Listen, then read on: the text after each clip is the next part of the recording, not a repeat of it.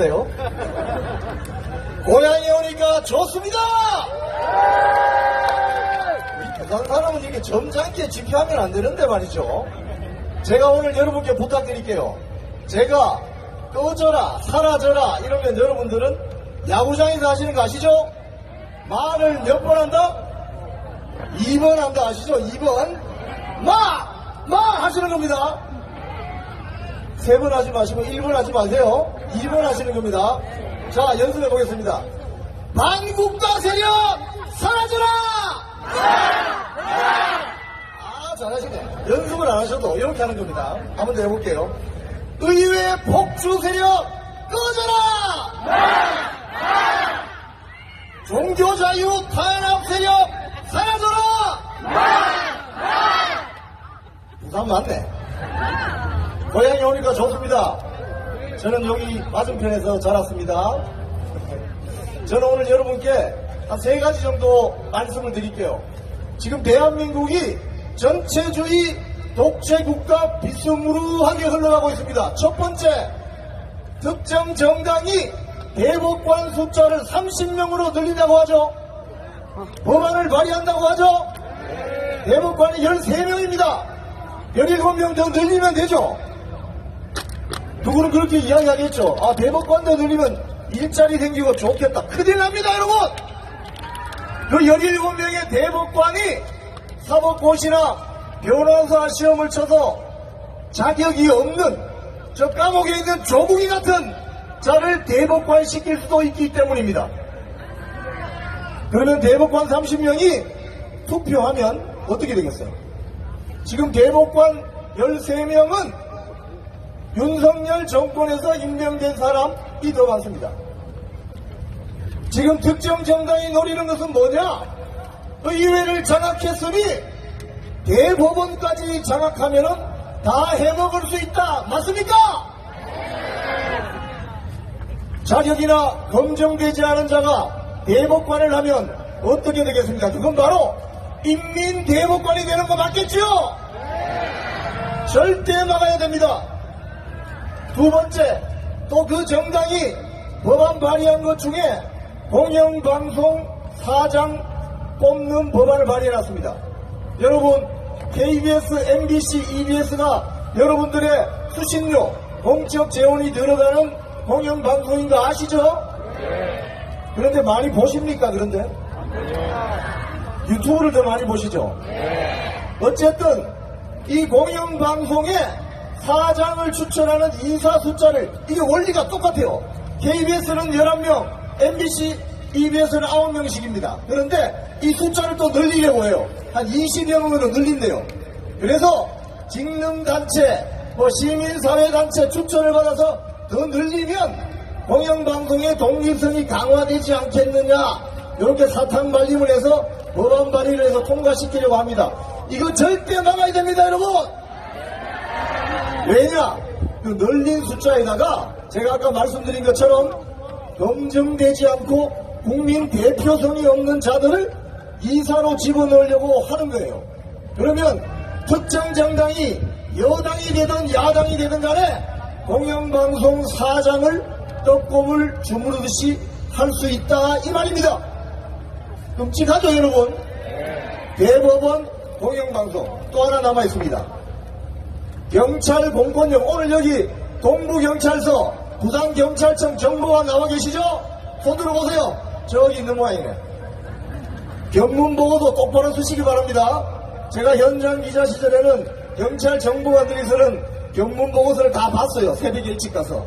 요즘은 타이핑을 안 치고 컴퓨터에 집어넣기 때문에 못 봐요, 기자들이. 제대로 견문 보고서를 쓰시기 바랍니다. 경찰 공권력이 조계사에는 왜 안 들어갔죠? 불교 신자들은 그렇게 겁이 났던가? 명동성당에는 왜 안 들어갔지? 아, 천주교인들 굉장히 무서워했구만. 그런데 왜 부산 세계로교회는 마구 들어가고 담임 목사님 방에까지 들어갈 수 있다, 이 말입니까? 경찰 정보관님 놀라시겠는데. 견문 보고도 제대로 쓰시기 바랍니다.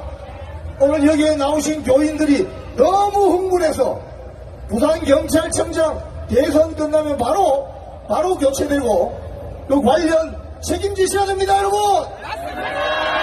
그리고 앞으로 한 번만 더 교회에 난입을 하거나 영장 들고 그럼 왜 조계산 안 들어갔어요? 왜 명동성당이나 안 들어갔어요? 그런데 왜 세계로기는 들어간 겁니까? 아, 종교 차별하는구나, 이 자들이! 하나님의 진노가 떨어집니다, 여러분. 의회 폭주가 시작되면 어떤 세상이 오느냐? 바로 히틀러 독재 시대 같은 게 옵니다. 여러분, 80여 년 전에 독일의 히틀러가 나타났을 때 독일의 국민들이 좋아가지고 따라다니면서 아이돌 보듯이 했습니다, 히틀러를. 그랬던 히틀러를 선거를 통해서 결국 법을 바꾸고 의회를 장악해서 총통을 만들어줬습니다. 삼권 분립이라고 아시죠? 입법부 국회, 사법부 대법원 등 법원, 행정부가 대통령이 행정수반에 있는 행정부를 아시죠?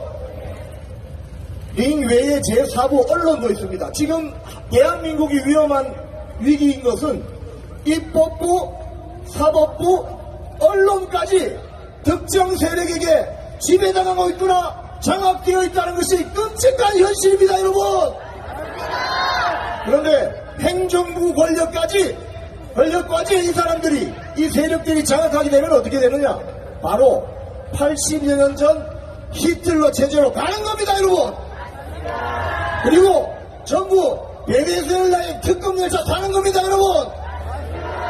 그래서 이번에는 정신 똑바로 차리고 이번에는 어떻게 해야 되는지 아시죠? 네, 궁하고 내려가겠습니다. 고향에 오니까 신납니다. 자, 나 한 번 더 하죠, 나. 자, 준비되셨습니까? 네. 덥지만 조금만 참아주십시오. 반국가 세력 꺼져라! 의회 폭주 세력 사라져라! 종교자유 탄압 세력 꺼져라! 감사합니다. 안녕하십니까. 반갑습니다. 부산시민 여러분. 사실 안녕하지 않아서 우리가 여기 모였습니다.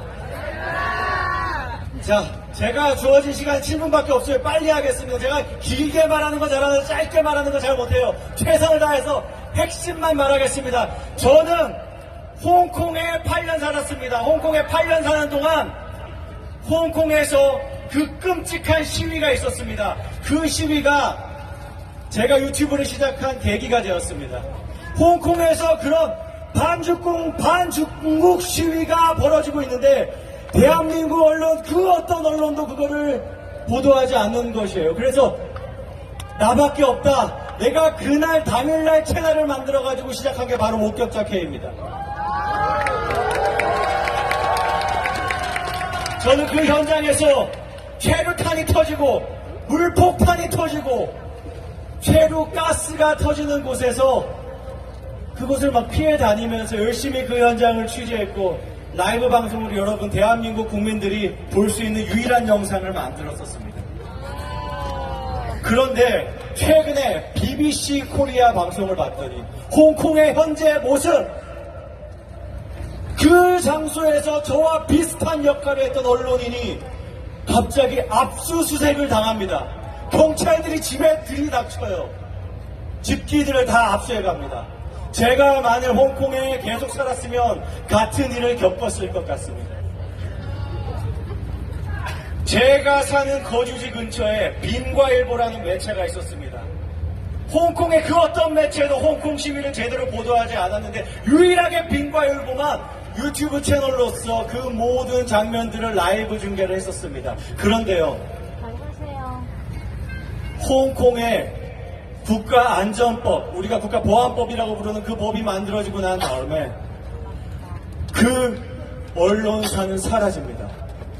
그 언론사의 사주는 원래 지오다노라는 브랜드로 유명해진 큰 부를 일군 지미 라이라는 사람입니다. 전 재산이 몰수당하고 모든 자산들이 압수당하고 그리고 지금도 여전히 감옥에 있습니다. 여러분, 이게 홍콩만 당할 일일까요? 홍콩을 바라보는 국제사회의 시선이 있어도 홍콩에선 그 일들이 벌어지는 것입니다. 막을 수가 없었어요. 자, 그러면 홍콩에서는 도대체 그런 일이 왜 벌어진 것인가? 홍콩에서 송환법 반대 시위가 벌어진 이유는 송환법이라는 게 만들어졌기 때문입니다. 홍콩 시위에서 보듯 700만 홍콩 인구의 거의 대다수가 거리로 쏟아져 나올 정도로 반대하는 그 법이 의회에서 만들어졌어요. 그리고 아무리 반대해도 그 외의 수많은 악법들까지 막을 수가 없었습니다. 왜 그런 일이 벌어졌을까요? 홍콩에는 선거가 없습니까? 아닙니다. 선거가 있습니다. 선거를 하지만 홍콩의 선거 제도는 굉장히 교묘합니다. 절반 이상이 직능단체 대표라는 것으로 선발됩니다. 그건 직능단체가 스스로 자기들 대표를 뽑아서 올리는 거예요. 그건 모조리 다 친중 인사가 차지할 수가 있습니다. 그 구조를 바꿀 수가 없습니다. 홍콩 시민들이 아무리 선거를 참여해도 친중 인사 의회 의원들을 막을 방법이 없었습니다. 홍콩에서 송환법 이전까지는 당이 만들어지고 선거를 압승을 했지만 직능단체로 밀어넣는 친중 의원들을 막을 수 있는 숫자적인 힘이 없었습니다. 여러분, 방금 들으셨죠? KBS, MBC 사장을 뽑는데도 특정 정당은 직능단체 대표를 그 위원으로 많이 들이자 어떤 의미인지 이제 여러분 바로 아시겠죠? 바로 이런 것입니다. 적들은요, 제도를 이용합니다. 홍콩에서 심지어 선거도 이용할 수 있었던 것이에요. 여러분, 우리는 직선제를 가지고 있습니다. 하지만 그 직선제 안전하게 지켜지고 있습니까? 홍콩 선관위에서 다큐멘터리 만들었습니다. 어떤 다큐멘터리냐? 민주주의와 영웅들이라는 제목의 다큐멘터리입니다. 첫 번째 인사가 왕후닝, 두 번째가 덩샤오핑, 다섯 번째가 저우원라이, 전부 다 중국 인사죠. 나머지 두 명은 메르켈이라든가 이런 사람들이었습니다. 5명을 했는데 3명의 중국인이었어요. 홍콩이니까 그런 일이 벌어진다? 여러분, 제가 지금 방금 거짓말했습니다. 홍콩 선관위가 아니고 대한민국 선관위가 2019년에 만든 다큐멘터리가 바로 이것입니다. 여러분, 믿어지십니까? 대한민국에서 민주주의의 영웅으로 다큐멘터리를 만드는데 왕후닝이라는 자가 첫 번째로 들어갑니다. 그 사람이 누군지 아세요? 시진핑의 책사입니다.